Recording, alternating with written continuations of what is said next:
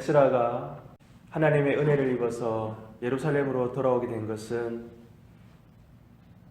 1차로 예루살렘으로 돌아온 그 하나님의 백성들이 성전을 재건한 어느 정도 시간이 지난 때였습니다.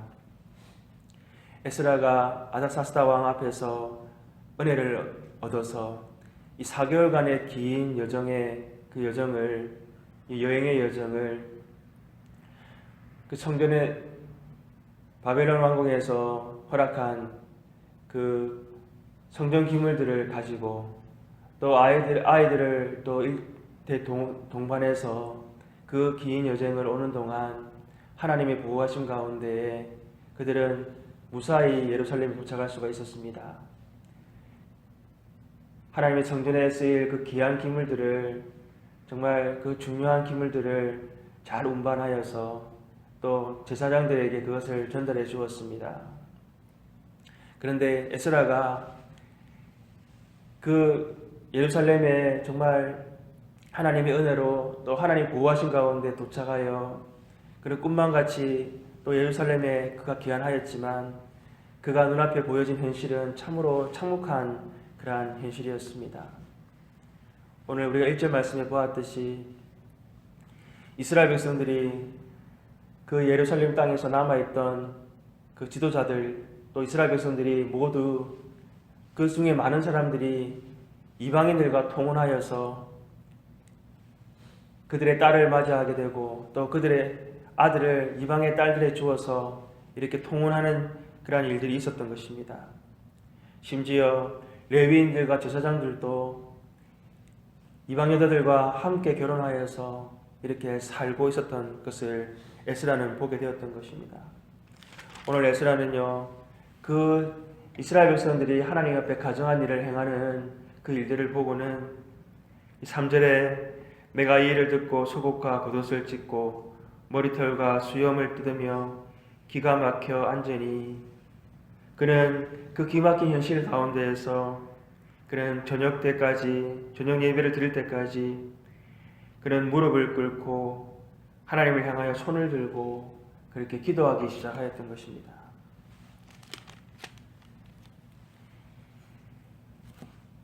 여러분, 하나님 앞에서 기도할 때에 그런 지금 이스라엘 백성들이 행한 이 모든 일들이 과거 이스라엘 백성들이 하나님 앞에 범죄하여서 그들의 죄로 말미암아 하나님께서 아수르를 들고 바벨론을 들어서 그들을 치시고 또한 그들을 포로로 이렇게 바벨론 땅에 잡혀가게 하셨는데, 하나님은 그들이 범한 죄악보다 벌을 적게 내리셔서 지금 이렇게 다시 하나님께서 이스라엘 백성들을 그들의 고향 땅으로 예루살렘으로 돌아오게 해주셨지만 다시 그들은 하나님 앞에 또다시 똑같은 반복된 죄를 지금 범하였으니, 하나님, 우리가 어떻게 하나님의 그 우리 죄악에 대한 벌을 우리가 피할 수 있겠습니까? 라고 하나님 앞에 지금 통회하며 기도하고 있는 것입니다.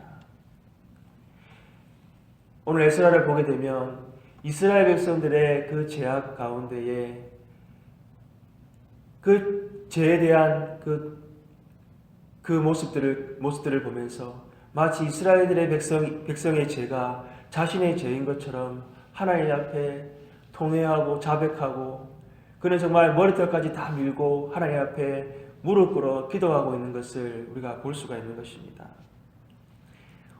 에스라의 이러한 통회하는 기도의 모습 가운데에서 하나님께서 왜 에스라를 이렇게 지금 부르셨는가 하는 것을 우리가 볼 수가 있는 것입니다.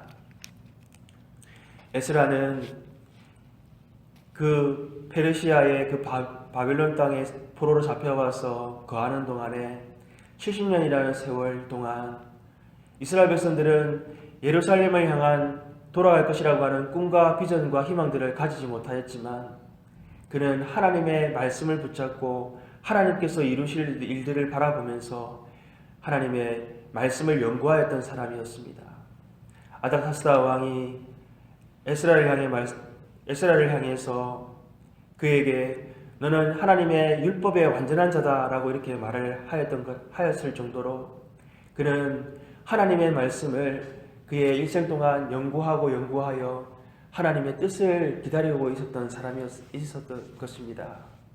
그가 예루살렘에 돌아왔을 때에 7장 9절에 보게 되면 하나님의 율법을 가르치는 일을 위하여 하나님께서 부르신 줄 알고 내가 이스라엘 백성들을 가르치기로 결심하였다라고 그렇게 기록하고 있는 것입니다.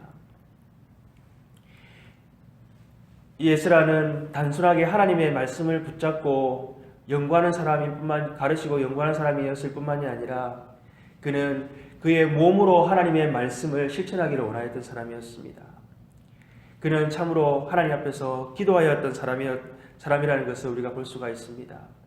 그는 기항할 때에 그와 함께 돌아온 1500명 가량의 이스라엘 백성들, 그들을 인도하기 위해서 그는 왕을 의지하지 않고 하나님 앞에 금식을 선포하며 전적인 하나님의 은혜만을 바라보고 그는 나아왔던 기도의 사람이었습니다.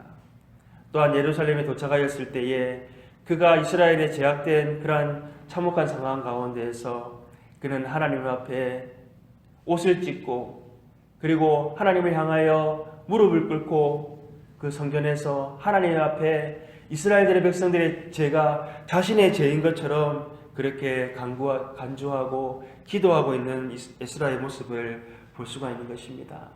하나님은 이러한 에스라를 통해서요 이스라엘의 영적인 재건을 일으키는데 하나님은 그를 놀랍게 사용하신다는 것을 우리가 보게 되는 것입니다. 오늘날 우리는 참으로 죄 많은 죄악이 가득한 이러한 세상 가운데 우리가 먼저 하나님 앞에 부름을 받았습니다.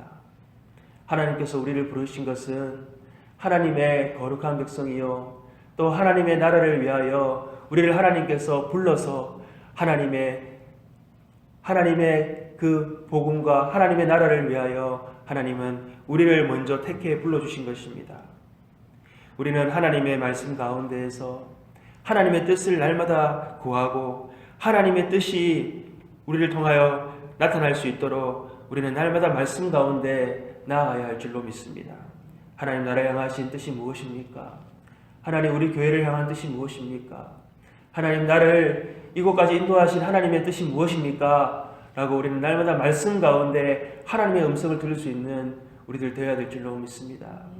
또 하나님의 뜻이 우리 가운데 드러나게 되고 하나님의 뜻이 우리 가운데 들려지게 될 때에 우리는 하나님의 말씀 가운데 순종하여 나아가는 우리들 되어야 될 줄로 믿습니다. 또한 우리가 속한 이 세상 가운데에서 우리가 속한 이 교회를 보면서 우리 교회의 기도의 제목, 우리 교회의 그런 아픔과 슬픔과 또 어려움들이 곧 나의 아픔과 슬픔과 기도의 제목이 되고 또한 우리가 속한 이 나라와 이 민족을 보면서 죄악 가운데 정말 살아가는 그들을 보며 우리가 그들의 정말 죄로 말미암아 불보듯 뻔하게 하나님 앞에 심판받을 것에 대해서 우리는 정말 간절히 기도하고 그들이 죽게 돌아올 수 있도록 우리가 기도할 때에 하나님은 우리의 기도를 통해서 그들을 죽게 돌이키는 그러한 놀라운 역사 가운데 사용하실 줄로 믿습니다. 오늘 에스라의 그러한 말씀을 붙잡고 기도하는 모습처럼 우리도 하나님께서 우리를 이 땅 가운데 그리스도 예수를 통하여 먼저 부르신 뜻이 무엇인지 구별하고 하나님께서 우리를 통해 행하시고 이루어가실 일들을 바라보면서 하나님 앞에 무릎 꿇어 간절히 기도할 수 있는 저와 여러분들 되시기를 소망합니다. 함께 기도하겠습니다.